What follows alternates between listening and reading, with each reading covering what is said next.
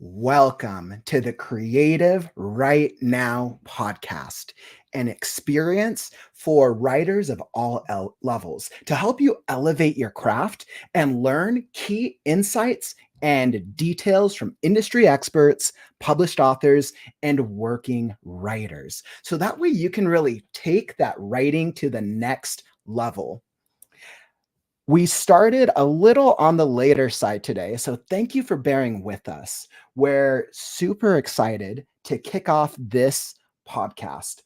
So, the way that this podcast works out, I'm going to be interviewing today two really exciting writers who are responsible for setting up and starting KaleidoScript Magazine, a very, very cool online experience. Now, throughout the podcast, you're going to be encouraged to drop questions. If there's any questions or things that you want to know about how to write a short story that really matters, we're going to be digging into what are some details and what makes short stories compelling. We'll also be talking about how do you really make your short story work for a magazine, especially a digital online magazine. All right, and I am excited to kick this off. So, as I'm looking into the chat, let me just welcome Atomic. Welcome to the stream, my friend. And John, welcome. Glad to have you guys here. We're a little later than usual. We're doing our fun podcast activity. All right. So as I'm setting this up and I want to prepare. So it looks like I have one of our guests here. Now, as I think about what is KaleidoScript Magazine. So if you've never heard of the magazine before, let me pull this up. So Ian Craven and Melissa Desveaux, who I hope I pronounced that right, are the co-founders of KaleidoScript, a global online magazine with a mission to provide a platform where writers and readers can share their authentic, captivating stories that blend fiction with reality. Now, I'm going to bring on Melissa. Melissa Desveaux is an international best-selling author whose writing journey only began after not one, not two, but multiple pregnancy losses. So I'm going to be bringing Melissa on right now, and let's welcome Melissa to the stream. Welcome, Melissa. Welcome. Hey, Jared. Nice to meet you. Thank you so much for bringing me on today. Of course. Thank you for sitting down with an interview with me. I've been so excited to actually be able to talk with you guys and learn more about your experience and really what it took you to get to the magazine. And it looks like I have Ian in the stream as well. So Ian Craven is a writer who's learned how to control his superpower through his battles with dyslexia and misunderstanding. I'm going to proudly introduce and bring Ian into the stream. Welcome, Ian. Hey, sorry. And you are live. Yeah. Welcome, my friends. Thank you. I'm so happy to have you guys on. So I was, as y'all know, I've been working on improving this podcast experience, and I really wanted to bring on other writers and other industry professionals who've gone through different levels of experience and how they use their experience to really tell compelling stories. Now, before we hop into talking about the magazine itself, I want to hear a little bit more about you. Now, for our audience that doesn't know too much about either of you, would you guys be able to introduce yourselves and just talk a little bit about your writing journey? And Melissa, feel free to start first. All right. Who do I begin with? My name's Melissa Desveaux. I am a published author of, 5 books now. Most of them are collaborative books. They are, basically they started I started writing after I had pregnancy losses. So I've had 3 miscarriages and a stillborn baby. And the only way basically I could get away from, well, help me to overcome the grief that I had and the trauma that I was feeling was to write. So I started journaling. And then about after I had my 2 sons, I decided that I would write a book with the encouragement of my husband. So he actually said to me, you know, why don't you write a book about it? And so I did. I wrote. I took all the information that I had from like journaling, and I put it all into the book that's called My Life of Loss. And about a year later, I thought of creating a online auction, which basically led to me donating about $1,000 to a charity that help premature babies.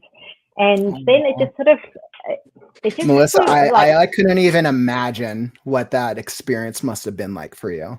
But that's incredible that you were able to support a group that's clearly near and dear to you. Yeah. So and then basically I just started putting together collaborative books about pregnancy and pregnancy losses. And then just only a couple of years ago, I put together a collaboration called Letters of Love. And they're basically books written by all, like different writers or people in general, but they've written their like letters in the Letters of Love books. And we had 3 of those books, and the last one was basically pregnancy and infant loss. So, but that's basically my writing journey and publishing my.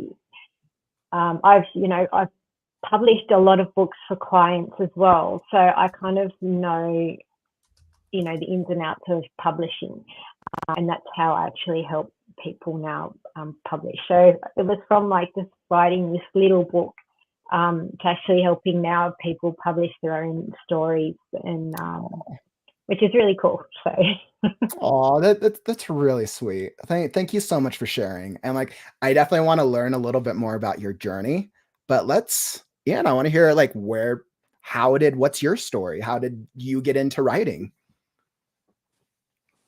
Oh yeah, for me, I really got started. Well, my 7th grade English teacher, she had us kept a journal, and I just kept journaling afterwards. You know, like I journaled, I think, until I was maybe at least a senior. I kept journaling over the summers, and I'd hand it to her. But she was a great inspiration, and I guess just an English teacher who embodied and understood what English was meant to be. And I think I latched hold of that. And at that time I was just journaling, right?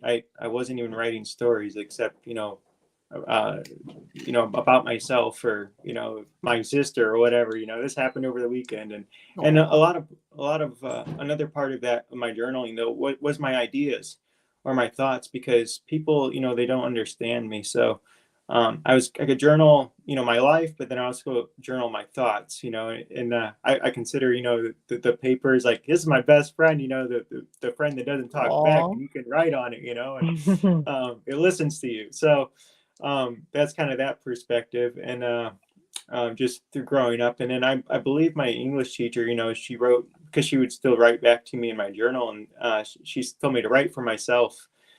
And so I took that to heart, and I kind of got away from journaling when I went to college.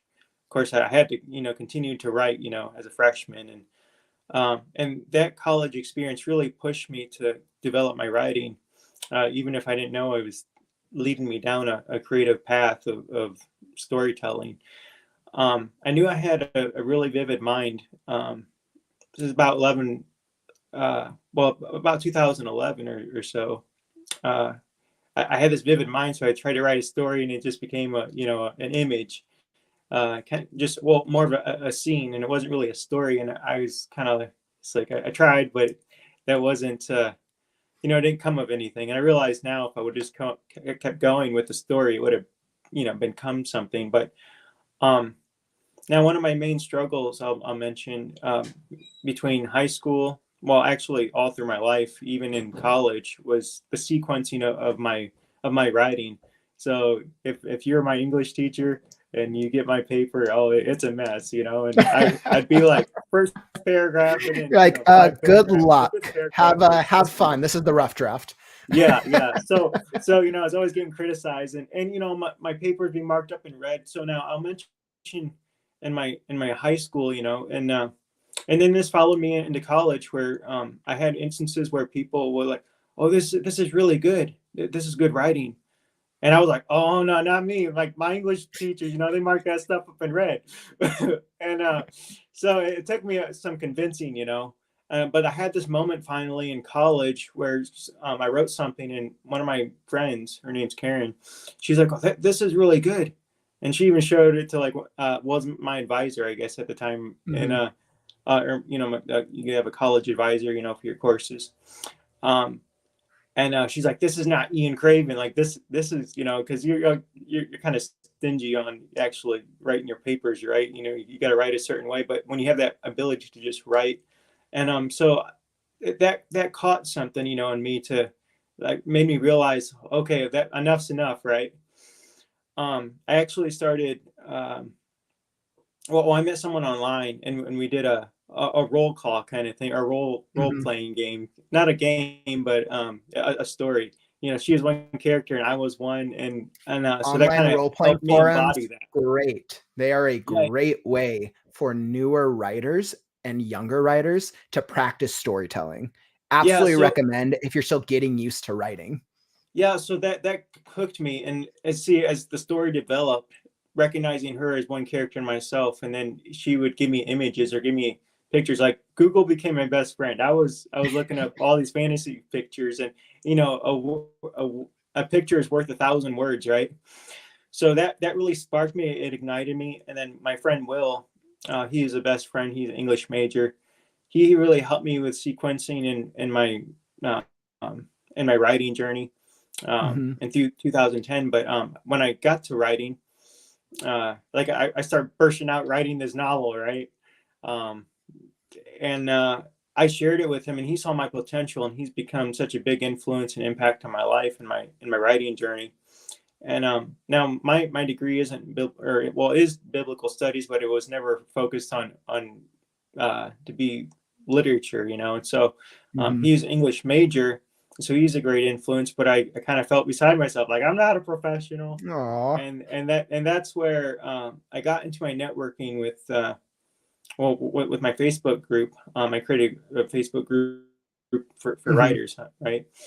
And so and that led me down this path of connecting with so many, like I was getting on other platforms, like I write poetry too, so I get on a Aw. couple of different social networks where I was sharing my poetry, and I was connecting with people. They were commenting or whatever, and I connect with them, and that really showed me uh, a way of communicating and connecting with people in a way I hadn't before. So empowering, because I talk with people, and the way my mind goes off, and talking in the way I do and stuff, I, I'm not understood it, like, as easily. So, um, from there, it's just been, I think, one step after another, like, different phases of life that's really confirmed, like, I must write or I'm Mhm. gonna die. Like, I have to do this. It kind of becomes that point, doesn't it? As I Yeah. kind of listen to both of your stories, Ian and Melissa, there's definitely a number of things that really like resonate with me, right? Finding writing as a means of expressing yourself, overcoming like difficult life experiences, and trying to figure out like how do I really like translate that for the world, learning the writing process, one person, one step, one word at a time. learning enough about writing so then we can help others. I definitely really resonate with both of your stories. And I know that I made a right choice in bringing both of you on.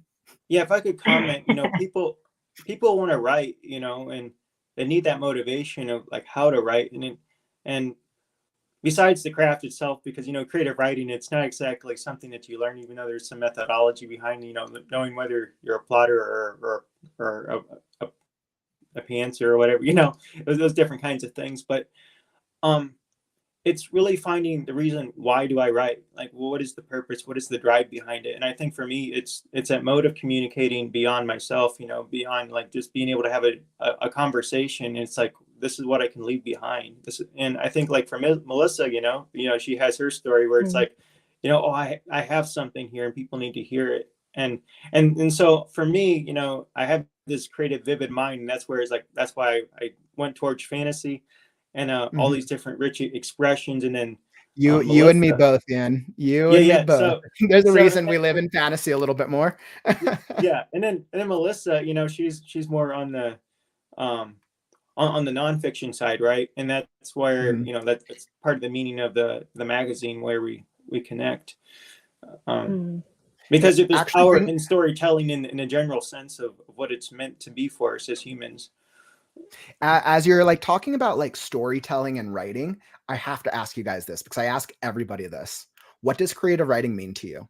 I'm like on a quest to understand creative writing around the world. And Ian, I know you were kind of touching upon it, but what does it mean when somebody's like, so what creative writing? What comes to mind? Oh man. Well,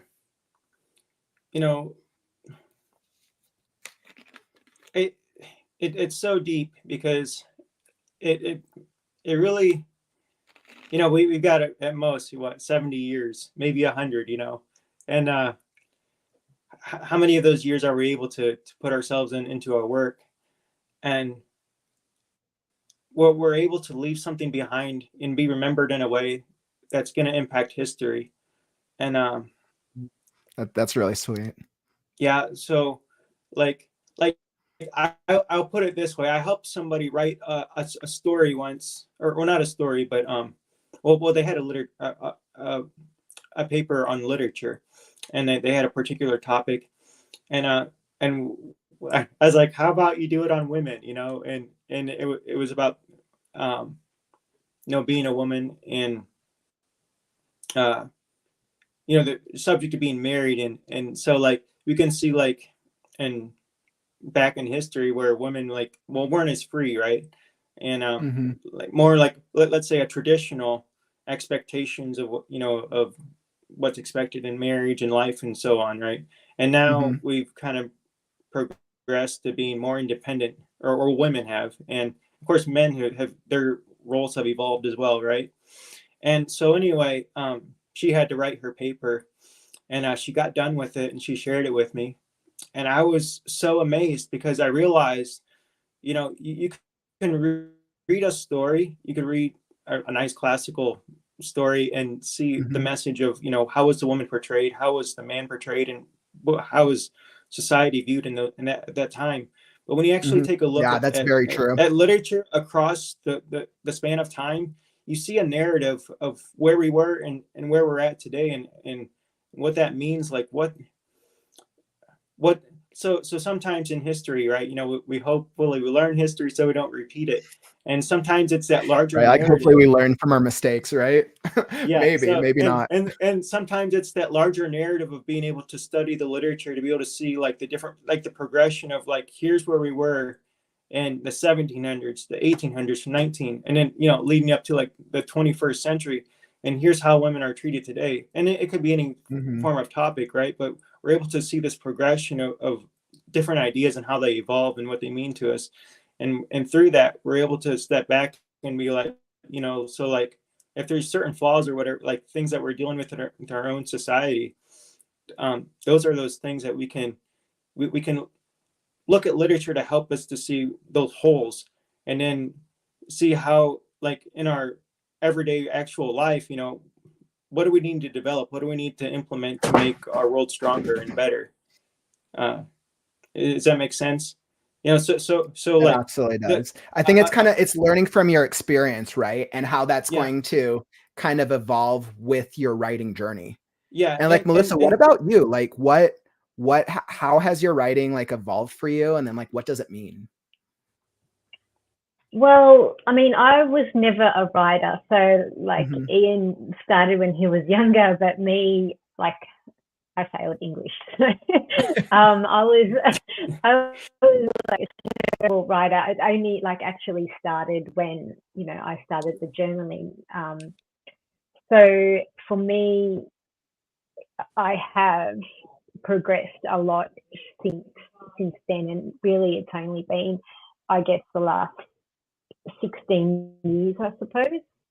Hmm. And I don't write, um, consistently. It's more of when I kind of have to write, or when Hmm. I've, put these books out. So it's, like, I don't consider myself a consistent writer. Um, Hmm. but like, in saying that, I think being, like, going back to your previous question, is being a creative writer.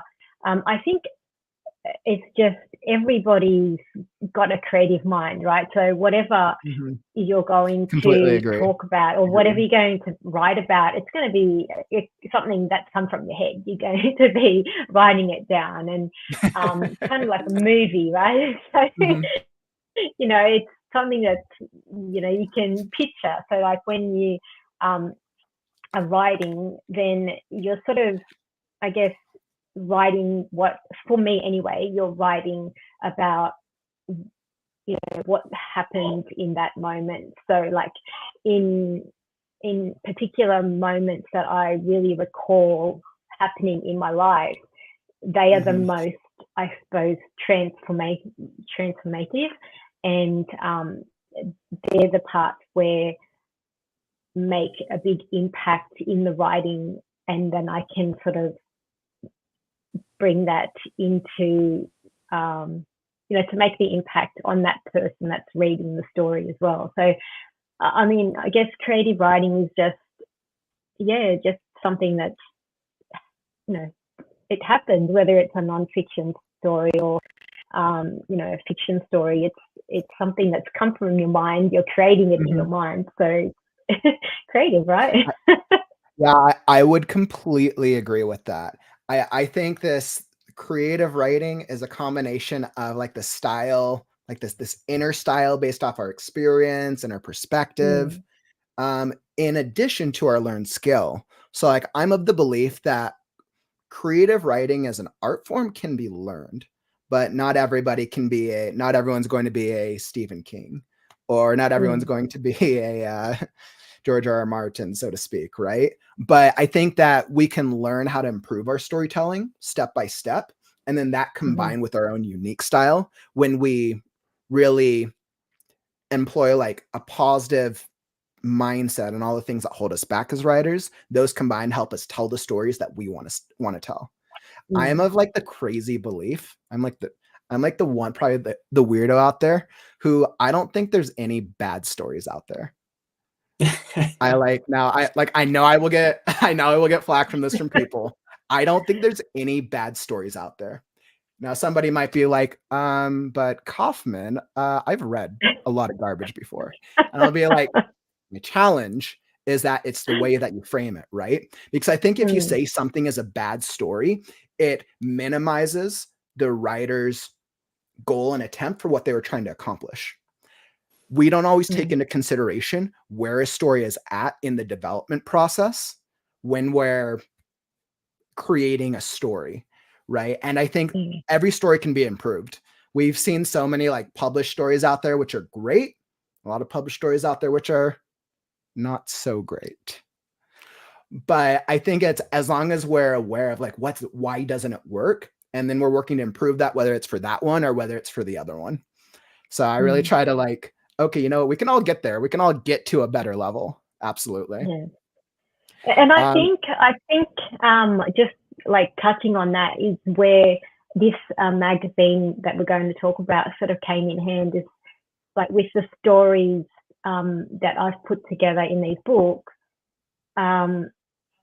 we wanted to give an opportunity to our authors, just to be able to share what they had. We wanted to give them that platform. So, just creating an opportunity for other authors and writers to get their work out there and known, I guess. And Melissa, I think that's actually a really great segue, because I'm actually eager to hear a little bit about the magazine myself. So KaleidoScript Magazine, what is it? Like, beyond, like, we know it's a digital online global magazine. I gave a little bit of a spiel in the beginning, but what is KaleidoScript Magazine to both of you? And, like, why should anyone care about it? Oh, well, we Go ahead, Melissa. No, I was just gonna say that it was actually Ian's idea, so you can talk about it. Okay. Well, okay. So I have my Facebook group, Writing Tips for Writers, and of course, Melissa and we've been partnered together for a while. And last year, she wanted to do an anthology. She has this anthology guide that she had. This was like her comeback or her takeaway from. We were part of this conference, this Zoom conference with other writers, and I was like, oh, you know what, doing an anthology, it's like so easy, right? Like, you could do a short story and it's a compilation of other stories. It's a good place to start. And like in that conference, I even said, like, doing publishing in an anthology is a great way to introduce yourself as a writer. You're not giving everything you got, but you can see what people think of you. And but so, and then maybe you gain a little bit of audience that way too. But Melissa with her Facebook group, and then mine, and I was realizing, I'm trying to get people to write because I want to take them through the process of writing and to publish your book. And I was like, well, let's not sweat it, like you gotta get them to write a little bit. So, like, what if I create a magazine to give them the opportunity to because we do host, a lot of our stories are short stories. I would say that's like our main focus, but we do also we have a flash fiction contest that I really encourage, because I think it's a great place to start. Up to flash fiction is up to at least 500 words, or you could write less, right? So you don't have to sweat it, and because ideally, if you're building up your skill, you're writing 1,000 words a day, right? And so it's a great place, and then you can evaluate yourself or whatever. You can subscribe and submit your story, and then you get feedback from me and be like, yeah, you could improve it this way. And so I think it's just a great beginner's place to to enter into writing. So I wanted to give that opportunity, because when you think about the writing industry, well, the publishing industry, there's so much criticism and people being rejected. And I'm just like, just the other day, I made a comment on a post of an author's post, and I was like, well, it was about, so if I'm a publishing industry and I'm rejecting your work, now, everything's kind of split up into different roles here, but I would imagine that if I have a publishing industry, 50% is a guarantee that I'm a good marketer, that I can get your book out there, not how good you've written it. It's like, I have to convince the audience that, man, this is a good author, and they have a story to share. And, it's like if I'm going to sign on it and I'm putting all the weight on you to be a good author, you probably, hopefully are, if I sign, like, hey, we want your book. Kind of like if you're giving your approval, right? Yeah, but then I need to do my part. Like, if I'm a good seller, then if I know how to convince people, then I can sell them. It doesn't matter how good the writing is, or just, well, in history though, it's like you see all these people, I've been rejected how many times, 500 times or something, and then they get that one, and then they sell 1 billion books. It's like, okay, yeah, okay, and I think that really goes to show that writing, the process itself, it can be such a process, as I just said. But right. We take our stories through many different levels to get from that rough draft to something that's ready for publication. And it sounds like the two things that you guys really care about is helping either newer or intermediate writers really improve their storytelling, so that way they can share it in a short form content. Yeah. Well, one of my passions is giving people opportunity. I feel that we're so kind of like a, sort of a cut down society. Like we're sort of like, oh, you didn't meet the mark. And then we get rejected. Life knocks us down. It's like, well, what about the opportunity? Because, well, I guess the lens that I'm speaking from is, like in a school setting, as like dyslexia or whatever, or not just me, but any kid, or whatever. If they take extra time, take a test or whatever, but or they don't do well on the test. How many times in history do we see people don't do well in the classroom, but then they become this idol, right? They become this someone, oh, there's an Einstein or something, and it's like, well, yeah, and I think that's also because the difference between educational, right, smarts, which are rewarded in the education system, which there's nothing wrong with that. That's its own system, as compared to either creative or street. Right. So it has its own system of, recognizing certain smarts. And I want to be able to recognize people for who they are and the opportunity that they're worth to be given to be a writer, and so you got to start somewhere. It's like, well, are you the fastest runner? Well, no, but do you want to be? So then become faster, how do you do that? And that's, it's the beginning grounds of like, okay, well, let's do it.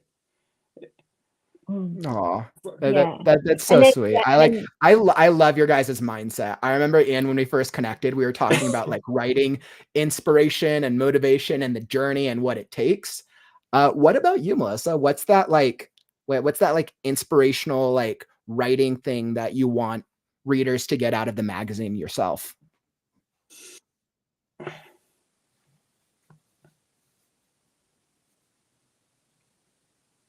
Oh. So in relation to getting, yeah, I know. I was like, I think it lagged for a second. No worries. So I guess, so I guess we want, like what Ian was saying, we want to give the opportunity for authors and writers to share, one of their stories, just to give our audience a taste of, what we can share, whether it's a nonfiction story, like we do have quite a few nonfiction stories in there, and we do have fiction as well. The aim, I think, we'll kind of, bridging reality and fiction basically comes from, I guess, having a kind of a fictional story, but turning it into something that is real, or the other way around. So if it's a real story, kind of making it fictional. Like there is a couple of stories in there that are real life stories, but I actually, turned fictional. Like the names and different, and just the way it's written is kind of in a fictional way. But is it bridging fiction with reality? That's right. Yeah. So that was our whole goal. It's that idea, isn't it? Yeah. It's the whole idea, and that's why we did some contests around the best type of story, or the best, like one of the best stories. But we actually wanted the contest to be inspirational and actually nonfiction. So it starts with the nonfiction and then goes into the fiction, because we wanted some inspiration, aspect of it as well. So so we've got the inspiration in there, and we've got fictional, and we've got I think some of the stories. I think some of the stories are really good. So I would completely agree. I actually think this is a perfect segue to do a little bit of an excerpt reading. So first off, thank you both of you for sharing. I think what would be really good. So what we'll do is we'll do an excerpt reading, because I wanted to show the audience. I want to show each of you out there just a brief taste of what the magazine looks like, and one of the stories that was selected, which was so exciting. And then what we'll do is we'll come back and we'll talk a little bit about kind of like short stories, because I want to hear from you guys. Like, how do you like write a short story, or how do you like pick the stories that are the right ones for the magazine? And then for you, the audience, if you're here in the live experience, feel free to drop questions for either Melissa, Ian, or myself about the writing process or about the magazine itself. And we're going to be doing a Q&A with some questions after at the end of the segment. So definitely drop some questions and we'll be getting to it. I want to say I love the conversations going on in there. Awesome. Thank you so much. All right. So I'm going to pull this up. Let me, I was like, Kauffman can be more prepared. All right, here we go. So I got, awesome. So one of our stories that was selected, one of the ones that it looks like was selected, I'm pulling it up on my screen right now. Here we go. Awesome. There we go. With all three of us. I was trying to figure out which version looks the coolest. All right. Okay. Well, I think we'll do this one. Maybe. Okay. So I wanted to give you guys a little brief excerpt of the magazine itself. And I think I have this on scroll. Let me make sure. I'm getting used to the formatting itself, by the way. Okay. So, there we go. I can move it. So much easier. So this was one of the stories that I know was selected. It was called Ink Link by Jim Landwehr. I was like, I hope I pronounced that right. I've realized I need to double check names so I don't mispronounce names. Okay. So I just wanted to give you a brief excerpt of the story because it's actually a really cool story from a real life experience. All right. Ink Link by Jim Landwehr. I come from a big Catholic family of 7 kids born in the Midwest in the late 50s and early 60s. My family went through a lot of hardships. My sister Linda died at the age of 5 from a Wilms tumor, and our father was murdered 5 years later in a racially charged bar fight in 1967.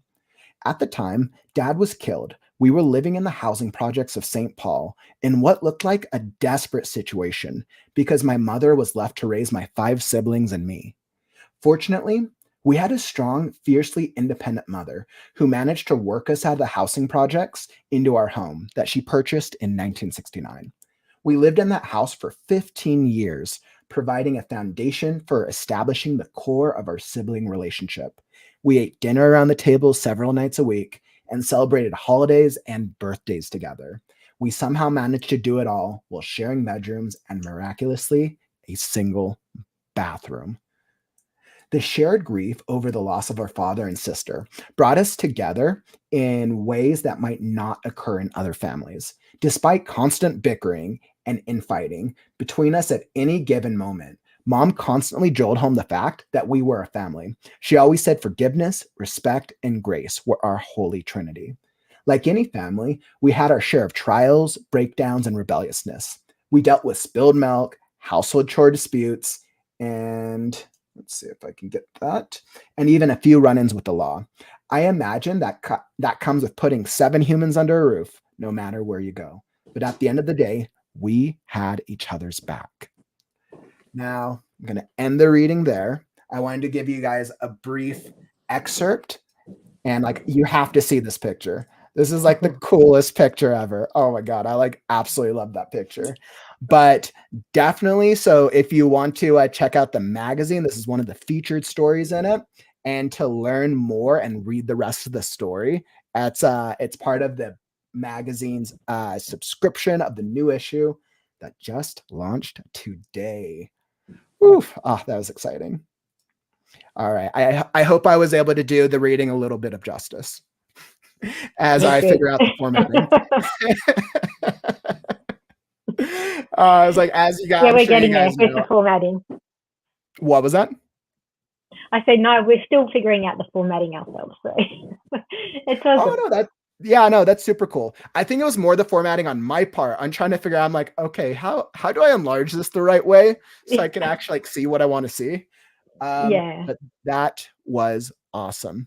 So after giving them a little just like sneak peek into the magazine itself, what for our audience and for writers who are here and want to like improve their storytelling, do you guys have any advice or any tips for writers who are like working on telling short stories to make them more engaging, to make them more like compelling, or to really make them more inspirational? Because I'm sure you guys probably have criteria for which stories get selected and put in the magazine, and understand like, okay, this is the type of story that somebody wants to read. Yeah. Well, I know that it is hard for a lot of people, especially when they've got a lot to say, to write a short story. But we do have guidelines around the stories, especially when it comes to the word count. So I think the maximum is 1,500 words for Okay. a normal short story, and I think it's 500 for the flash fiction. But yeah, we do have a lot of guidelines regarding the word count, the theme, the type of stories that go in there, and just for like legal type of reasons as well. Like we have, and like age as well. So it has to be age appropriate so anybody can sort of read it. Of course, because it's more geared towards like a general, or more like a general audience. So that way somebody who's younger can probably read it. Yeah, that's right. So that makes sense. Yeah, we try to have things like no cursing and things like no abuse and things like that. So we don't want any violence in the stories or anything like that. But in relation to, I guess, the structure, that's probably Ian's section. Yeah. So you want to discuss like how to enrich the story, or maybe the starting is, or is how to write the story. Where to begin. Yeah, and I guess I look at it like this, right? So for somebody who's here like watching the stream, like if they could like have a takeaway, like what would be like the advice or any advice you would recommend towards like working on short stories? Yeah. Well, I mean, if you are someone who tends to have to plot your story out, write all the details down if you need a good outline. Now, so you're either going to, so there's two kinds of writers, right? Either you're a pantser and you just write it, or you're a plotter. And then there's one of the terminologies which is in between, where you can we were actually just talking about plotters and pantsers on yesterday's stream. And then you're a planter if you're in the middle, which well, I'm a planter, but I'm a pantser. I prefer to do the pantser. Wait, is that actually a middle category? Is planter a middle category? It's called planter. Yeah. Wait, so like plotter and pantser. I'm gonna be honest. Like one of the things that I missed before these last 6 months was like some like common terms. When I came on and I looked, I'm like, all right, plotters and pantsers. Those are like those words are kind of stupid. So, like I was just like. So let's go into, I guess, character development, because I think that, I mean, I know that I have a really vivid mind, so I'm really strong at, creating my inner world, but that has to be in a relationship with your character. So you're not gonna put, every story has a conflict. So if there's kind of like a doom and gloom kind of personality in the beginning of the story, like there's some kind of struggle, right? This character struggling, they're wounded or whatever. They're not going to be walking in the sunshine.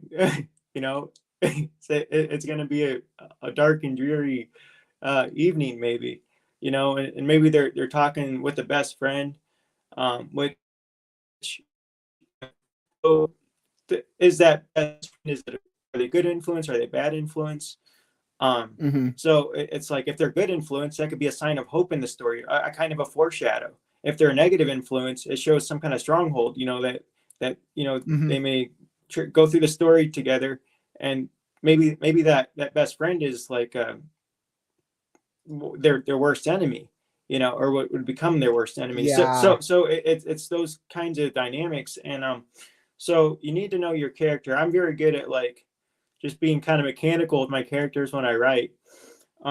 So again, Interesting. So I just would you write it say that out. your strength, would you say your strength is world building in general when you think about like Yes. the different elements? Yeah. Mine Yeah. is So probably like I character connect. development. I connect. Melissa, I'm just curious, Ren, and sorry to cut you off. Melissa, what's your strength with your writing style? Oh, I don't know if I have a strength. I just You're like, write. Melissa's just like, I'm Like, just good at all of it. I'm a well-rounded writer, as we should be. no, I actually don't have the vivid imagination like Ian does. I just have I just write what I though, think. it's still two different forms of creativity. Absolutely. Yeah, that's right. Whether or not it's fiction or nonfiction, that's just two completely different art forms of creativity. I don't think one is lesser or more. I think you're just as creative. It's just it's a different type of creativity. Yeah, that's right. Yeah. So I can't talk about character building or plot development or anything like that because I'm not really an expert in that sense. I just write what I think, sort of thing.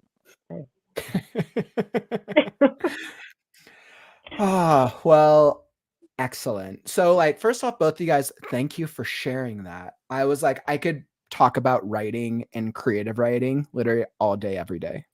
By the way, like I wanted to just throw up here one of the comments Atomic threw up. He was saying, if you're struggle getting started with crafting compelling narratives, you can receive a complimentary PDF from KaleidoScript, Unleash Your Creativity, 25 Writing Prompts to get your story started. And I'm like, I think that's like the perfect segue. What does KaleidoScript have to offer beyond like the magazine? As I've looked through your website and I've looked through some of the services you offer, there's a lot of things that you guys have. Can you guys talk about that a little bit for our writing community? Well, we do have free subscriptions that you can actually join. So you can actually join for free, and you'll get a quarterly issue of the magazine, community, and things like that. With the other two, there's more opportunities to write. So I think it's $60 per year. That's Australian dollars. So I think it works out to be about $40 US a year. You get like a couple of opportunities to write during the year, and just some like feedback on the on your story. And I can't even remember exactly like everything that's in there, but if you pull up, I think this is a perfect time. If you pull up it, maybe if you pull it up, it's probably easier. But we do offer a lot, especially for the writers that want to go a little bit further, writing their stories, and we give opportunities as we grow, because obviously this is only the second issue, so we want to get more stories in the magazines as we go along, and just try to grow it as much as we can, and give writers and authors the more opportunities, as we grow. So and I as you were talking, Melissa, I pulled this up on the stream right now so our audience can see, right? So just by subscribing, they can get the free issue, right? The free issue of the KaleidoScript, which is awesome. And then I know you were speaking a little bit to the writing community. And then what else? Let's see, let me go with this one, will be a little better. So, and then we got, so that way you can take the writing career to the next level, right? And it kind of speaks to all of these things that you guys offer. And I know it's one of those things when like I'm asked on the spot about like my business, and especially if I wasn't prepared for it, I'll be like, what do I offer? I write good.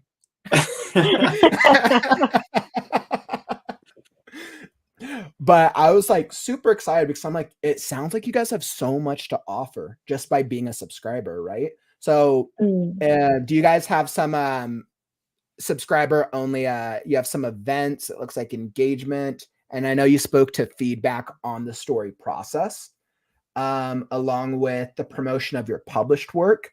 And I mean, even as I looked through the new issue, like there's a lot of promotion for writers in there, which is incredible, because as writers, we Yeah, want to tell our stories and get it out there.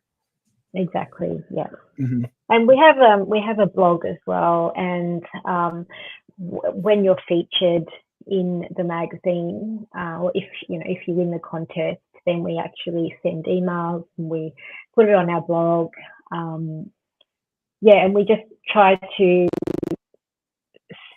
send it out to our network as much as possible, so they get recognition as well. So yeah, they're kind of the benefits of being part of the magazine. And like when you're part of the magazine, you want to share it yourself, right? So Mhm. it's a flow-on effect. So that's what we hope to get and to grow as we go along. So the more shares, Absolutely. better it is for everyone. So It kind of sounds like it's like a community where there's a lot of people who are coming with real stories, who want to like share their stories, maybe in like a little bit more of a, is it more of a just a short form format, or is it just, are you guys seeing like a mix of short stories and some longer? What are you guys seeing so far? yeah, mostly just short stories. Mostly short. Okay. Yeah. Yeah, I think we're still really focused on trying to build the flash fiction, and there's not as Okay. many. I think we can do a little better at building that up. But yeah, mostly the short stories. Okay. Okay. Awesome. All right. Let me pull this back up. Yeah, and I'd Awesome. also say for myself, Mhm. I mean, I'm always willing to, people reach out, because I know I love to network with people. I'm willing to try and find them, that person that they need, whether it's an illustrator or editor or whatever. And we have some of those people that we're promoting or were available in the magazine. But, um, I want to try and help people through that process. So like, there's something that's not listed there, I want to be as helpful as possible to be able to, provide those resources to the people. Mhm. And it kind of sounds like part of your guys' mission is to really help writers improve their storytelling. And that's like that at heart. And it looks like I even have a couple of our audience in the chat who are saying that they want to check out the submission process. Can anybody submit to the Yeah. magazine, or do they need to be a subscriber? Yeah. Yeah, anybody can submit. It's probably Okay. better if they are subscriber, because they actually get the emails sent to them as well. So Okay. when we send out emails all the time, so Mhm. they have the opportunity to submit a story whenever they like. Mhm. There's no cap on when you can do it. There's just You're like, all right, and yeah. it's midnight. You can't Yeah. submit anymore. yeah, The only time when I suppose, like, we have deadlines when the magazine is going to be released. So I think it's like a month before we Mhm. stop the submissions Mhm. for the actual magazine. But Mhm. even if it's after that, they can still submit for the next one, basically. So we're Awesome. always, And then it sounds like, there's an opportunity for writers to submit for both like the short story to be in the magazine itself, and then there's also flash fiction opportunities. Are those two separate yeah. opportunities? yeah. I wanted to clarify, make Yeah. sure I understood. Well, we have a short story contest, and followed Mhm. after that, well, like then like maybe like the next month, late or Mhm. after the flash fic, or after the, so 1 month we'll have a short story contest. After that Okay. month, the following month we'll do like a flash fiction, That, and that's we that's post. really cool. So it kind of Yeah, gives like two different formats for writers who are like, okay, I want to tell a story. It's a full story. As compared to, all right, I'm just going to write something on the spot. It's going to be short. It's going to be sweet, and hopefully it's good. Yeah. All right. Beautiful. So I wanted to thank you so much, both of you. I want to make sure that we shared the specific value that writers can get by subscribing to the magazine, which is incredible. It sounds like you guys have a growing online community. And especially if you're the type of writer out there who's really trying to work on improving your writing capability as a short form storyteller, this is the perfect community for you. So as we're approaching this part of the podcast, I want to open it up to you, the audience, for questions. And I was like, let me throw up this banner. So Q&A. So what questions do you have for either Ian, Melissa, or myself about either the magazine or the writing process? We would love to hear from you. So I'm going to drop it in the comments below. And let me throw up, I know I had a good one from Atomic. Let's see. Atomic said, question. I noticed you have a limited number of categories listed on the KaleidoScript submissions page. Is science fiction excluded, or do you consider that a part of fantasy?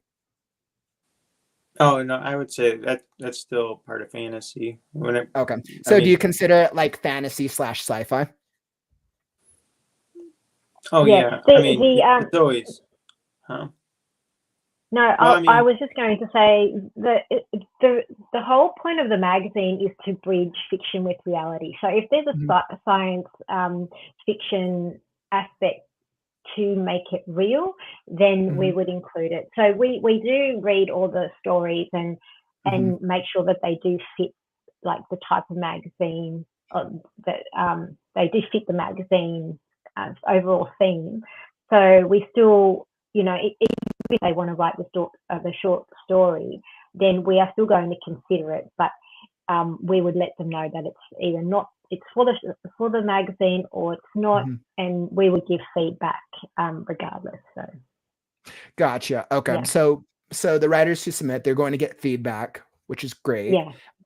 And then the types of storytelling that you look for is going to be not, you wouldn't say like extreme science fantasy, extreme science fiction, but more it's going to be kind of like the cross where it's like nonfiction / sci-fi. More so. Yeah, I guess so. Yeah. Okay, cool. I wanted to clarify. That is awesome. Okay, let's see. It looks like we have another question. John, does it cost to submit? And I think we actually touched upon this a little earlier. I believe what you were sharing was it's free to submit a story when you guys do the quarterly submissions. So that's absolutely free, $0. But if you are a subscriber, you're getting additional benefits out of the process, right? So you're getting more feedback, you're getting community engagement, and you're getting some of the other things that we touched upon. If you're going to sign up for free, we have made it so there's one submission per year if you're in the free subscription. But if you're going into the higher subscriptions, the $60 or the $300 quarterly, then you'd be getting more opportunities to write. So you could write, I think, up to 8 per year if you're in the quarterly subscription, or if you're in the yearly subscription, then I think you get 4 stories you can write. So you're just getting more opportunities when you're paying for it. But if you want to just write one story, then it's free. No charge. Yeah. So John, it sounds like it's definitely worth like checking it out so you can like submit your first story. And then if you like that experience, right, because that's free exposure essentially. And then if you like that and you get value out of it, then submitting it for future issues and then becoming a subscriber, it sounds like is awesome. Awesome. And then let me see. So let me drop that.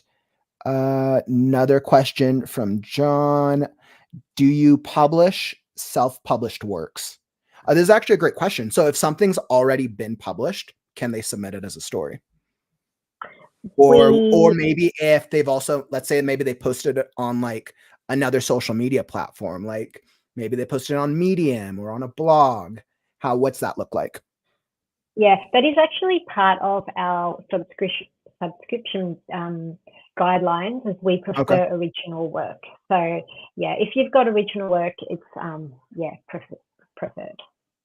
Okay. So, and then so by original work, you mean it hasn't been not published. Yeah, not published not at all. published. Yeah. Does it count as being published to like a personal blog? Does that count as being published? Yeah, that's published. Okay. So if we want the story to be just exclusive to be exclusively for the magazine, magazine. or gotcha, that totally makes sense. I think that it's a great opportunity, and I was like, this is something I think for myself, right? So if I've written a story and I haven't published it yet, right? It's a brand new like short story, and I'm like, wow, this story is fire, and I want somewhere to put it out. I would want to put it on the magazine first and have it get exposure through the magazine. And then let's say that I got good feedback or people enjoyed it, then there would probably be a publishing option for it after the fact, right? Yeah. Mm-hmm. I mean, it's their story; they can do what they want with it. But you know, like so it's just the submission guidelines, absolutely. Yeah. So I think that's the way that I generally recommend for newer writers. For when you're putting your stories out, submit it to different magazines like this one, and then once it's out there, then you can continue on the publishing process after, because then you're also getting feedback. And then if you're going traditional publishing, now you have something on that story's resume of being like featured in a magazine, featured in KaleidoScript Magazine, which is so cool. It's like one of the coolest things. Yeah, and that's a good way to build your credit too. Like you're trying to build a resume and show your credibility somewhere. Awesome. And then I know even John touched on, he's like, that is why I'm going to hold back all of my new short stories from here on for magazines. And that's awesome. It's really cool. Good, yeah. It sounds like this might be a cool opportunity for you, my man. And then I know Tomic touched on, the submission page states explicitly previously published work, including on blogs or social media, is generally not accepted. So literally word for word. Awesome. So let me think. As we're wrapping this up and we're kind of hopping into like the next portion of this podcast, what do either of you have any like advice or any recommendations for somebody to get their story published into the next issue? What's the process that they need to take? Because I know today's issue is just launching. What can they do right now if they're like, I want to get my story read? Is there anything they can do today? Submit it. Just submit your story. So they can submit the story now for the next issue. Yeah. Okay, perfect. Yeah. I think something they could do if they are struggling to write, or they they would need some ideas, is they could subscribe to the writing prompts. We're kind of notorious to try and get those out to help people, because I feel like so many people, they don't know where to start, or some people are somewhere in the middle, with that. And so to help, I would say just reach out, for support, if you need ideas or where to start, because you got to have a good idea, right? You got to have something and know how to put it together. And so I mean, we've got support. Like if you need support, there's I think it's stories at kscriptmag.com, so they can email us. There is support on the website as well, so you can just reach out. There's the 25 prompts that you can download that will help. But Ian's really good at giving feedback, so. Okay, awesome. So, he's the expert there. And then I know you guys have the online community as well. That's right, For you who are here in the live stream right now, or if you're watching this on the replay, definitely go check out the socials, go hop onto Facebook.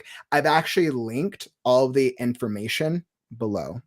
I'm going to add some additional links at the end of the stream, but we'll be linking the website. We'll be linking how you can subscribe, the details for both Melissa and Ian, and the website itself. So if you want to know more, definitely check out the links below. It sounds like this is the perfect opportunity if you want to get your short story out there. Excellent. And then let's see. Thomas says is the once per year.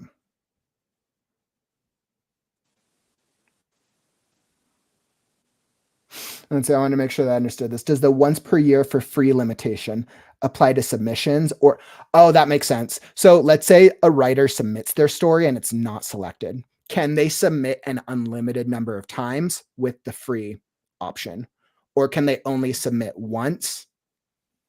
What's your guys' process so for that? You can submit as many times as you like, but we're only going to choose one of your stories if you're in the free per year. So if you are in any of the other subscriptions, we can choose 4 or 8 of them for each of the magazines, each of the issues. So awesome. So unlimited unlimited submissions, but only one will be published until you become until you subscribe. Okay, awesome. Great question, Atomic.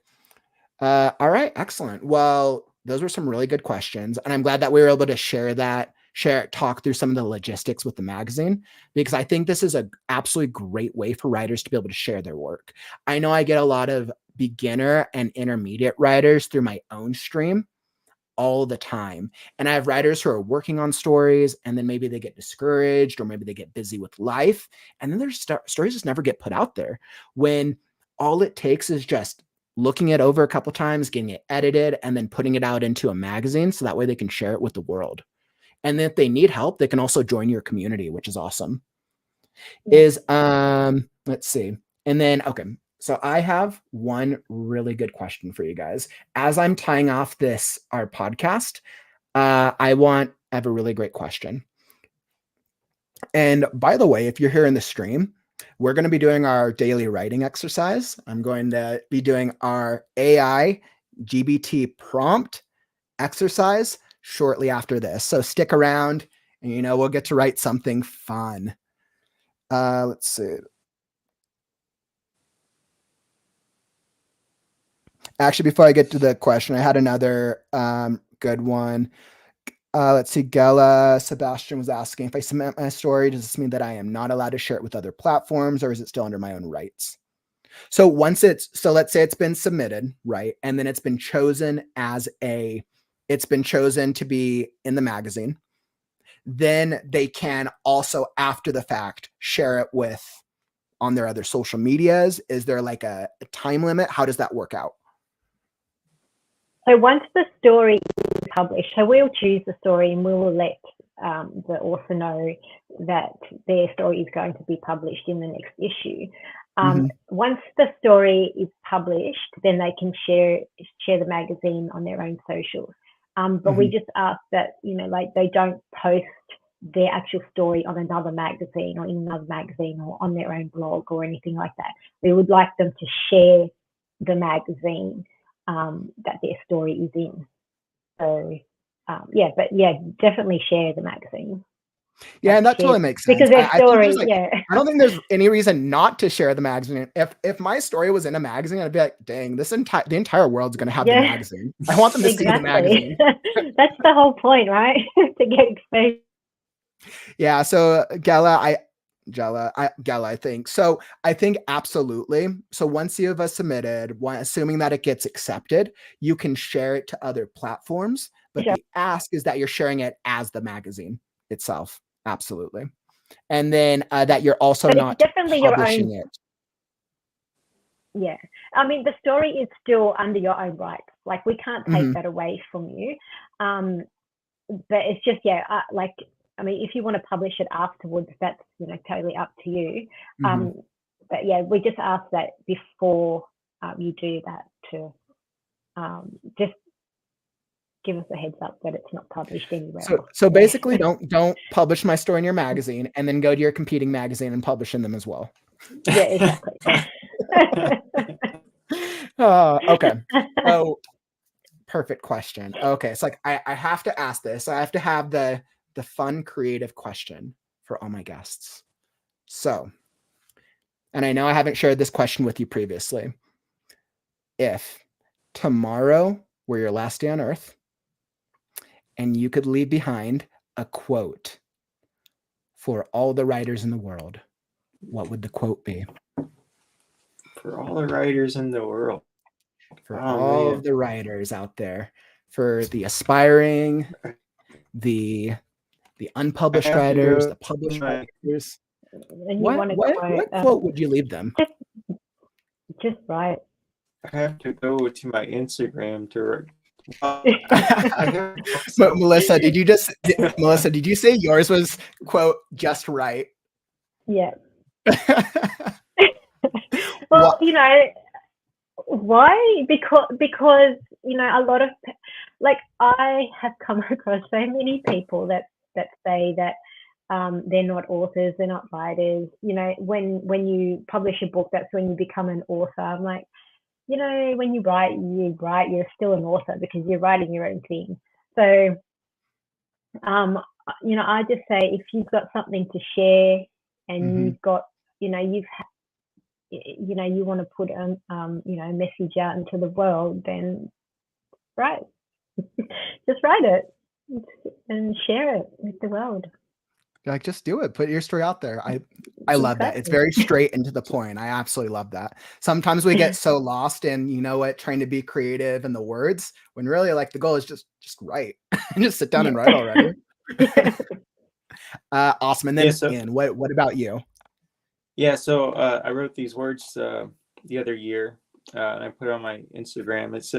And this kind of echoes some of what we were saying earlier, but it says, the words you write today will be the message you leave behind for future generations.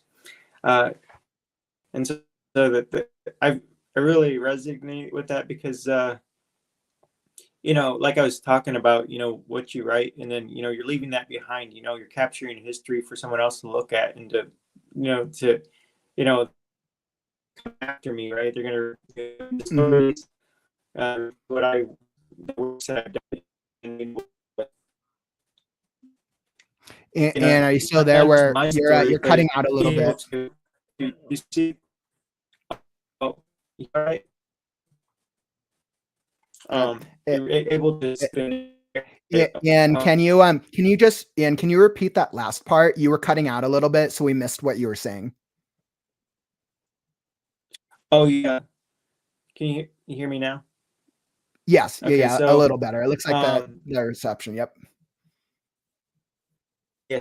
Okay, so that quote, you know, goes back to kind of what I was saying earlier. You know, about writing your book, and also, you know, being a part of, well, your generation, your time, you know, of where with the rest of all the other writers who, you know, like the thing about writing is it isn't just my work, it's the work of other people. And so, like, when you have thousands of writers, you know, well, the generation, right? The generation, so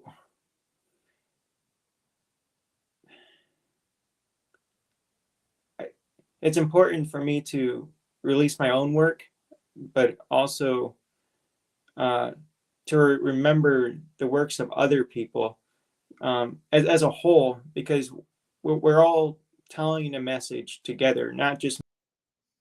Oh no, we lost him. Oh no! right at the end there too. Well, I was absolutely loving both Ian's quote and yourself, Melissa. And it looks like we lost you there for a second. Oh man.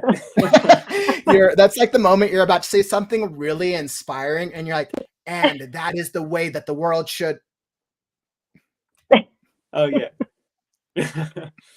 yeah, I know, right? Just that. Okay, so it's not just about my work being published, but the published work of my generation, and that we tell a message together. It's not just my message, but what we're saying together as a people, you know, as during this time frame. And so, like, when people look back, they don't just say, oh, look, you know, Ian wrote this book, and Kauffman wrote this book, and Melissa. No, it's like, you know, there's a whole world of literature to be read, right? And we can help you know, we capture that world through reading all these different stories, and not just, you know, my work. So I I know my quote is, you know, I'm a very expansive thinker, so it's not just, you know, a personal thing about myself, you know, towards writing, but, you know, I guess the inspiration for others to take their writing serious and to, you know, to go after it with all their heart, you know, because what you write, you know, like that's, you know, once you're dead, you know, once you're gone, you're gone. But what Mm-hmm. you know, like you have those words of wisdom and knowledge and understanding, and like what you had to give to the world, like it's there for the taking, and people can And really you benefit don't that. want You to. don't, you know, that's the seed of eternity, kind of like throughout generations that people can The refer to seed you. of eternity. Mm. I love that. I guess you don't Well, want to see, regret your life either. Like Mm-hmm. you write something that you're not going to regret it yeah, like after you die. You Mm-hmm. know, like you've said something before you before you leave the world. So yeah. Any last Aw. words, right? yeah, Well, exactly. I have to say, I absolutely 100% love that. I want to take this moment and genuinely thank both of you for joining me today. I feel like we were Thank able you, to Hope. have a lot of great conversations and some great discussions about your experience and the magazine itself. I'm excited now. I want to submit a story. Yeah, go for I it. So if you want to learn more about the magazine itself, or you want to go check it out, the description and the details are down in the the details of the video. So click on the link. And by the way, I've like where I'm helping them out and we're working together a little bit. So click on the affiliate link. You should definitely do the affiliate link. But yeah, definitely learn more about the magazine, submit your story, and go on the journey for bridging your short story with fiction and reality. Thank you both so much for joining me. Now, I'm going to be hopping into the writing, a little bit of a writing exercise. Now, I know, Melissa, I believe you do have to go. But Ian, I think you're going to be joining me for a fun little writing yeah, I'll game stay on. we're about to hop into. All right, That's excellent. fun. Melissa, thank you so much. It's Thank been you so an much. absolute pleasure. Thank you All so right. much. All right. Bye, Bye, Melissa. everyone. All right. And my man. So let's see. So writing exercise. So Ian, I don't know if you've checked out some of my streams before, but I've done my daily thing is I'm usually working on my own writing. Something that I started trying out, I want to say a couple weeks ago, was doing this writing exercise prompt where essentially we're going to put something fun into ChatGPT and see what image it kind of gives us. And then we're going to use that image for free write. Now, for those of you who are watching, there's actually, oh shoot, I literally just closed out of the page I was on. So for those of you who are watching, as we're actually setting up for ChatGPT itself, there's actually a really cool excerpt from the magazine about how to develop a short story. And like literally right as I clicked out, I like clicked out of the thing. Bear with me un momento.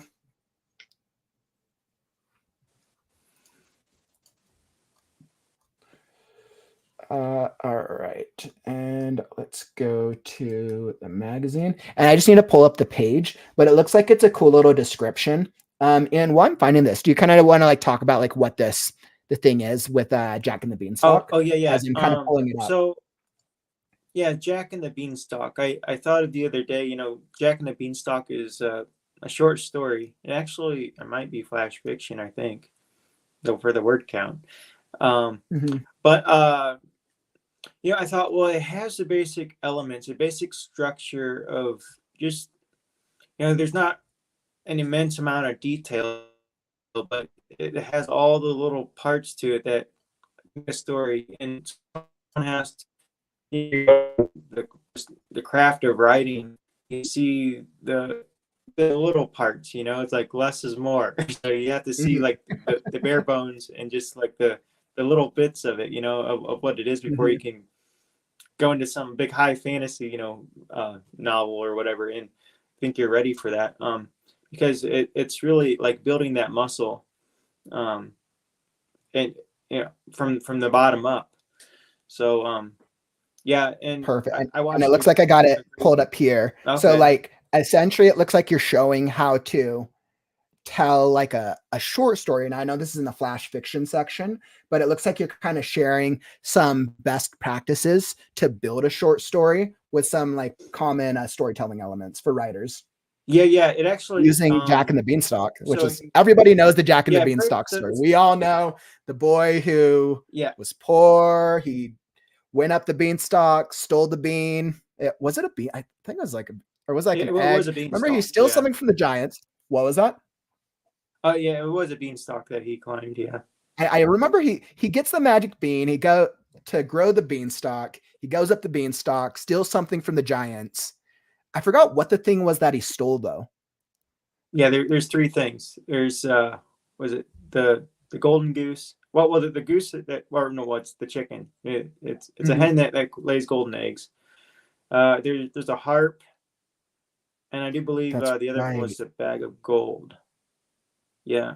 That's right. Okay. So So essentially he goes up 3 times, steals something from the yeah, giants each time, and then gets chased the last time, right? right. So what's great about this exercise or about this layout is it kind of shows like Mhm. that narrative of that broken down story of like here's the part of Jack and the Beanstalk, like here's what happened in the beginning, and then the next part, but then it gives you this exercise. It kind of identifies that part of the story that's the structure, like that you need to recreate. Like it's not Jack and the Beanstalk, this is your story, so like what are those parts that you need in your story to whether you're setting it up or you're in the middle of a minor plot or yeah, so it's a step-by-step guide really, and if you follow that, I Awesome. think So like you'll all those bits and pieces where like even if you might were to skip over a part and like rush the story, but you have that guide there to help you stay step by step, and so the story runs smoothly. awesome. So like I think the best way to go about this. So what I'm going to do is I'm going to pull up ChatGPT.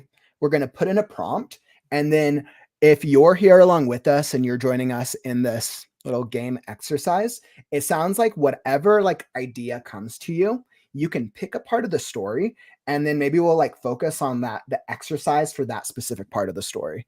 I think that'd be the best way to go about it. So let me see. Let me pull up ChatGPT. And I think because we're on fairy tale vibe right now, let's go to the image generator. So I think because we're on a fairy tale vibe, I feel like we probably need like a fairy tale image. I feel like this is probably going to be like the thing. So let's see. Let's go ChatGPT. Let's see. We are doing, let's say I need to pull it up so you guys can see. So let's see. We're doing a free write. Let's see. We're doing a free write. What are you thinking? You think like doing like a fairy tale type image would probably be a good idea, wouldn't it? Yeah, that sounds good. I mean, it's relatable. I feel kind of like inspired now by Jack and the Beanstalk. Oh yeah. All right. So we're doing free write. We need an image of a fairy tale character overcoming an obstacle.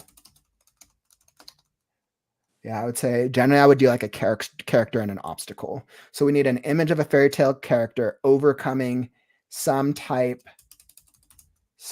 form of an obstacle that will inspire us to tell a creative story, tell a creative writing story. Last time it gave us some interesting like suggestions the last time we did this. So I'm making this super short. I'm not going like too into detail. I'm curious to see what image it gives us. So the prompt I have is we're doing a free write. We need an image of a fairy tale character overcoming some form of an obstacle that will inspire us to tell a creative writing story. Let's see what it gives us. Got like the drum roll. It's like as it's slowly loading over here. And I do these types of free writes, or not free writes, but I do these types of like writing things that are all the time. And I know the last time that we did it, I want to say we got an image of like an evil giant. Oh yeah, you did get a giant. Yeah, like the last time I got like it was like an evil like ice thing. And it looks like we got kind of I'm not sure how I feel about this image. Let's see. We have a young knight overcoming a large thorny hedge in an enchanted forest. The hedge. I'm all right on this one. So I'm going to put it in again because I want something that has a clear obstacle. We need to overcome some form of an obstacle. They technically have a sword.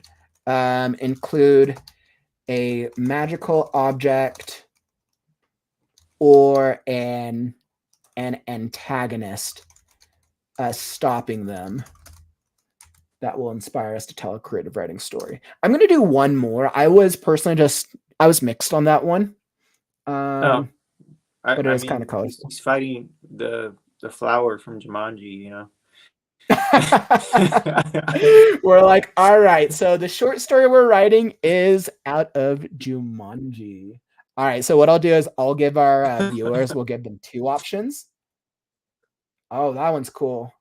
Oh, this is the one I'm choosing. Something tells me you're choosing the Jumanji one. Okay.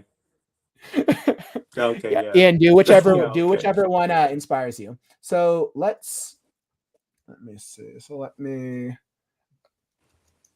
open this up so I can put it in two. Let's see. I guess I can split view. Well, no, that's not it. All right. No, it's all good. So what I'm going to do is I'm just downloading them both on my end. So that way the audience can see. Let's not get you out. Oh yeah, I just gotta pull up a Word doc. That's all. Okay. So I can participate. Yeah, and I'm pulling up the Word doc on my end. So as you'll know, if you're joining us for the exercise, I'm going to pull up the two images so that way you can see the images. I'll pull up my timer and a Word doc. We'll do it as a quick free write. So we'll do 20 minutes, a great starting point, and we'll see what comes. So I got 20-minute free write, and as I accidentally kicked you off. Perfect. There we go. All right. So let me get that. I'm setting up the timer right now. Got that. And then let me pull up. I just saved both of the images. And all right, bear with me just a second, my friends. And let me pull these images up and then we'll pull up the timer and start the free write.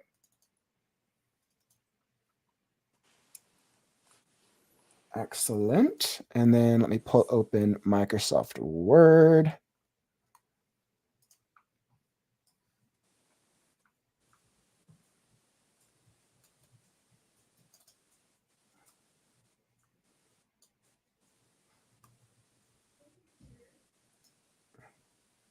All right, and then I got both them pulled up here, and so I think I'm almost set up on my end. And this will probably be the best way. So I'll probably do, all right, here's what I'm going to do. I'm just going to mess around with the formatting and give both of them a space here. So that way I can have all three things. All right, thanks for bearing with me, y'all. This will be an interesting practice with the formatting. There we go. Excellent. All right, I'm all set. And let me just pull this at full screen. All right, and we got our two image options here. So let's go here. We'll make that so that way y'all can see. Okay, so we're going to do a 20-minute exercise, see what you can write, and let's just see what comes to life. Now, it looks like we have two completely different images here. Pick whichever one speaks to you. I'm going to set 20 minutes on the clock. And you know, I can never write without my usual music. So I'm going to throw up some music. And then I had I know. Do you usually write with music when you're writing? or when you're like doing your own writing? I do complete silence, but I have written with music before, and then I met an author at my local library, um, who she said don't write with music because it influences you. I know it's inspirational, right? But you got to get in the mood. Like you have to understand your characters and the environment. I mean, you have to just kind of feel it and not let something else take away from that, right? I don't know. That is probably personal preference, but Yeah, no, it totally is. but And you I know, know what every she's writer told me. has She their own said thing. she's like I feel it's like if to be an author or a writer, you know, it's like you have to you have like she's like when I go to the gas station, I turn on the white noise and I write for like it's like for how long, you know, like what that's like 5 minutes, you know, and it's like well you get You're like, used to right, it. You and then you just just lose anywhere track you of can time. you write, and I'm like white noise, and I tried it, and I was like this is awful. Like I just listened to the sound of like who could write to that. So But it as I works was for some looking at the people. different, as I was looking at the different exercises here, I think the element complications and Uh-huh. setbacks. So I think this exercise is actually perfect. So what I'm going to do is I'm going to write it into the chat. The exercise is write a scene of a complication or setback for your own story where they face a challenge or a failure. So I just threw that in the comments. Oh, So you that's put going to be the text behind the story. yeah, because I only have actually I think I can actually I'll throw it up at the top of my screen as well. Exercise. Um,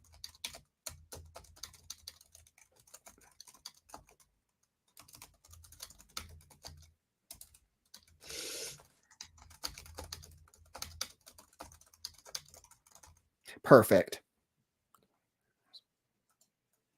Right, a scene of a complication or setback for your own story. And we'll just blow this up. So essentially what this is just a guideline. If you're not used to working on short stories, this is just a guideline for we're writing like a specific scene. Now we have our inspirations here. You can pick whichever inspiration you want, but the exercise we're going to be doing is writing a specific moment where they're either challenged or it's a failure moment. And this is perfect because your hero can't always win. If your hero wins in every part of the story, it's going to be boring. We want to read stories where characters are challenged.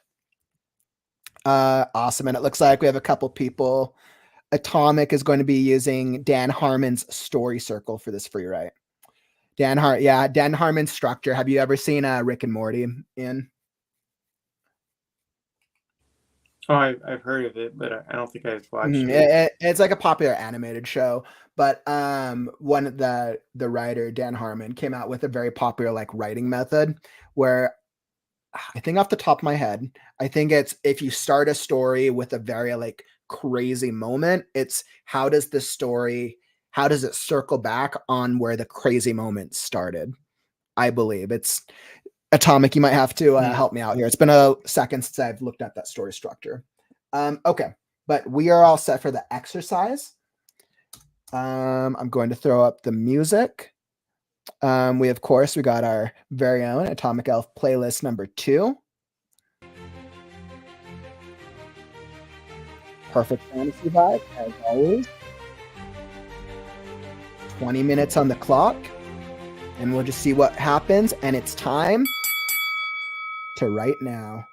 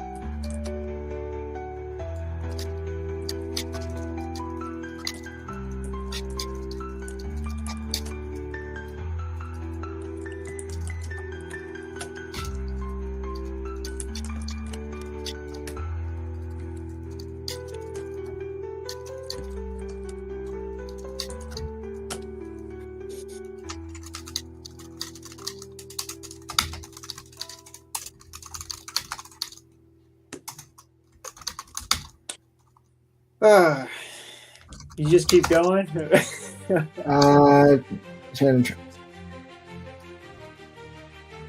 I finished my story.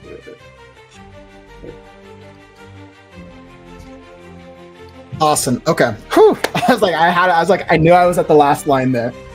Whew.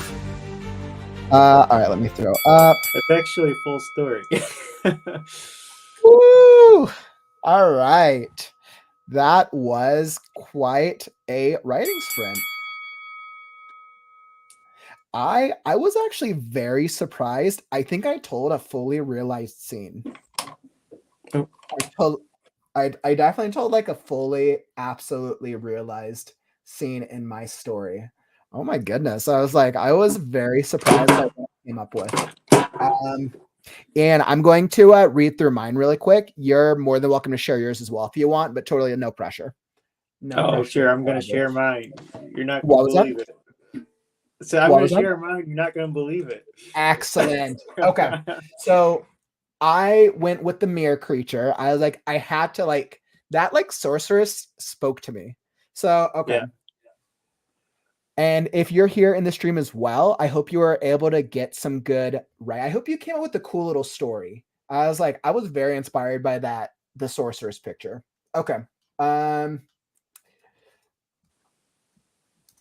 don't even know if I have a title for it. I guess I'm going to call it The Mirror of Starlight. There we go. I need a title. Yeah, fine. Mirror of Starlight. Okay. The luminescent blue light of the mirrorscape. Let's see. I'll blow ourselves up a little bit. All right. The luminescent blue light of the mirrorscape made it nearly impossible for the young sorceress to find her way home. She dodged between trees and brushes that extended vines to capture her. She skipped over a puddle of who knows what, only to stumble over a group of little shadow gnomes. Feed us. Their demonic blackish blue creatures chanted up at her, their wide shadowy eyes salivating nearly as much as their dark little mouths. She kicked one aside as a response. Suck on that, gnome bags, she hollered at them. Soon, more of these puddles were rising up in her way as she dipped, ducked, and dove through this myriad landscape. The blackened trees were beginning to grow closer together, the puddles becoming wider and the shadow gnomes becoming more plentiful. Where in the mirrorscape am I? Her normally vibrant voice now dull and full of despair.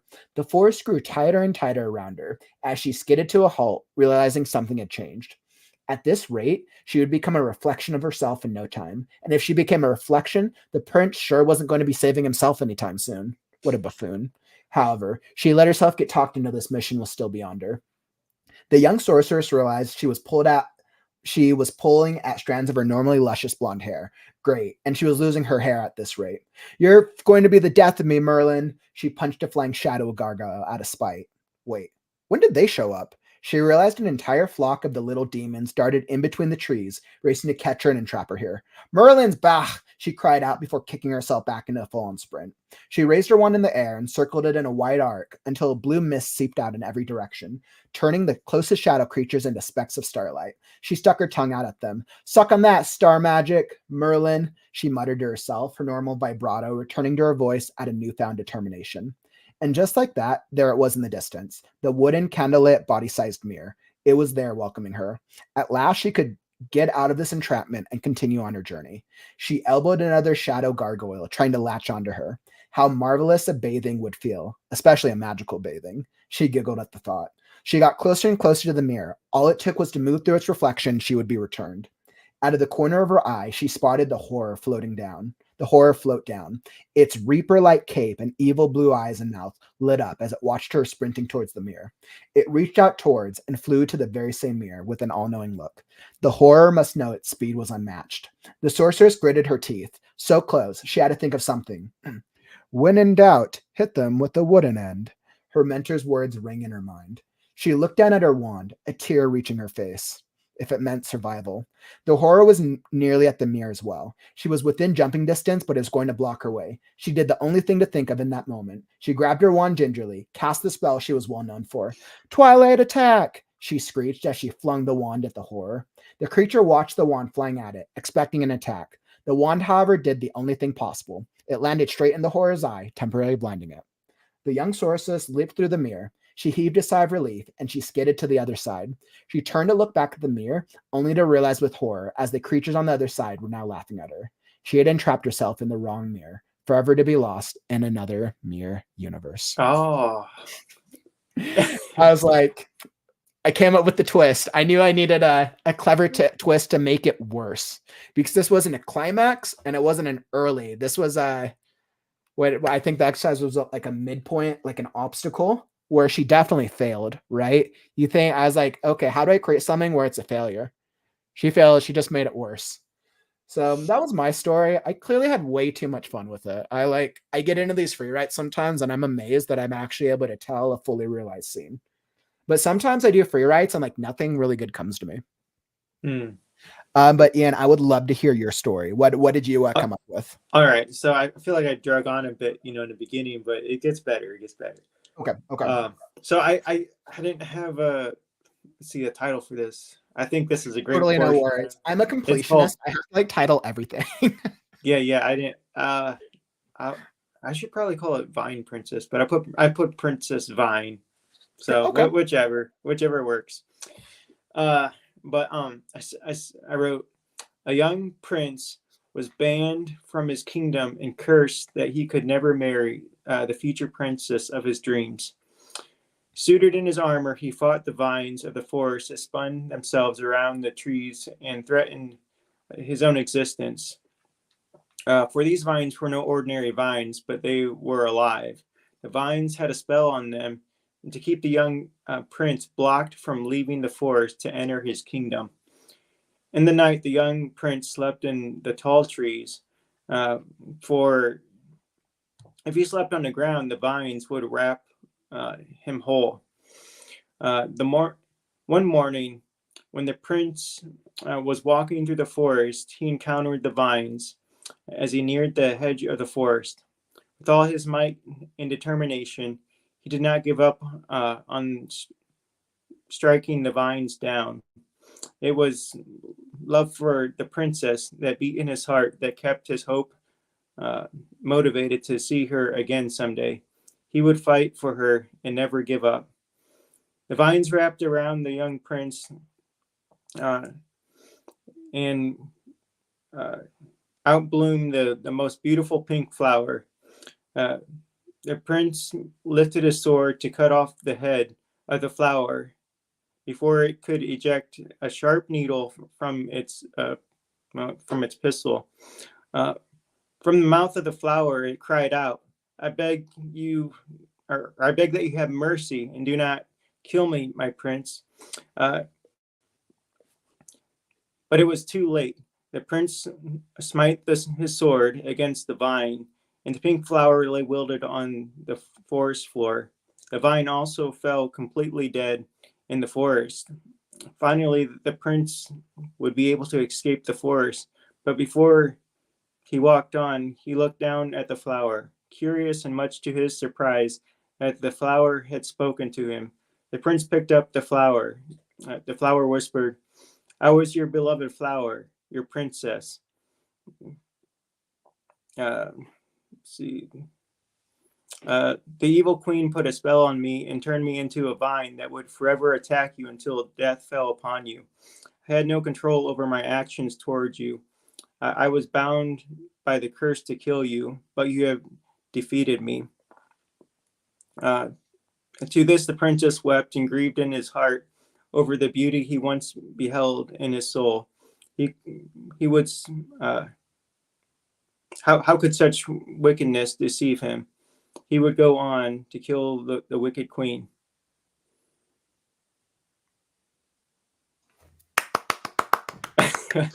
Oh, that was really sweet. That was really cool. Yeah, it was cool that you set up both a hero and that you were able to do like the obstacle and then kind of how they were responding to it. That was cool. I mean, that was fun. I can definitely, edit it, and it would be. I mean, I realize you've been doing this for a while. You put all that other in there. Oh yeah, this is where I have the advantage over you. I do this live like every single day. Yeah. I'm only about 150 15 days into this so far. So Oh yeah. I'm a little more used to the format. But I think this is the great thing, right? So with Yeah, you writing gotta get it down. exercises, it's not about the quality. It's not about how much you do.